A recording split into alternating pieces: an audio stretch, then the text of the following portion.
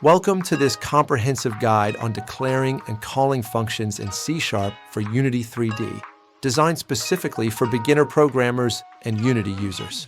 Functions are fundamental building blocks in programming, acting as reusable blocks of code that perform specific tasks. Think of a function like a machine. You provide it with an input, it performs actions, and then it might provide an output. They are crucial for organizing your code, making it more readable and significantly easier to maintain over time. Using functions prevents code duplication, simplifies understanding complex programs, and enables a modular design approach. This encapsulation of logic makes your code easier to reuse across different parts of your project and simplifies testing. Now, let's dive into how to declare a function in C# within Visual Studio. A typical C# function declaration includes an access modifier, a return type, a descriptive function name, and a parameter list.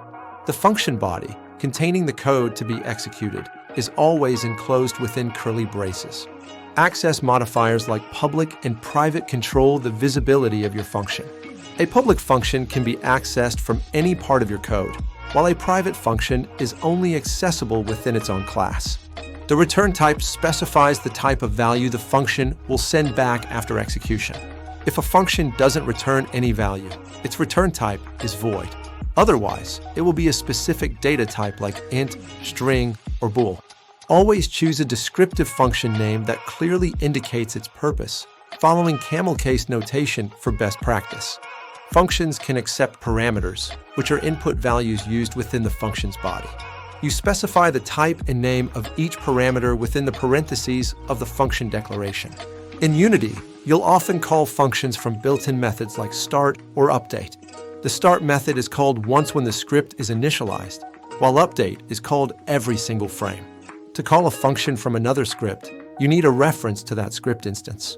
This reference can be obtained by dragging the script into a public variable in the inspector or by using getComponent.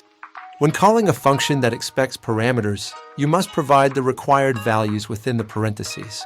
Functions can also handle multiple parameters, each with its own specific type and name. Functions can return a value using the return keyword, which must match the declared return type. The return value can then be stored in a variable or used directly in an expression. Let's look at a practical Unity example, changing an object's color using a function. This involves accessing the object's renderer component and modifying its material.color property. We can even create a function to generate a random color by using random, range for the red, green, and blue values. When we call this function, our object's color will dynamically change. In summary, functions are essential for writing organized, reusable, and maintainable code in Unity. They can accept parameters, return values, and be called from various parts of your script, offering immense flexibility. For best practices, always use descriptive function names, keep functions focused on a single task, and utilize access modifiers effectively. Remember to comment your code to explain what each function does, making it easier for others and your future self to understand. Thank you for watching this tutorial.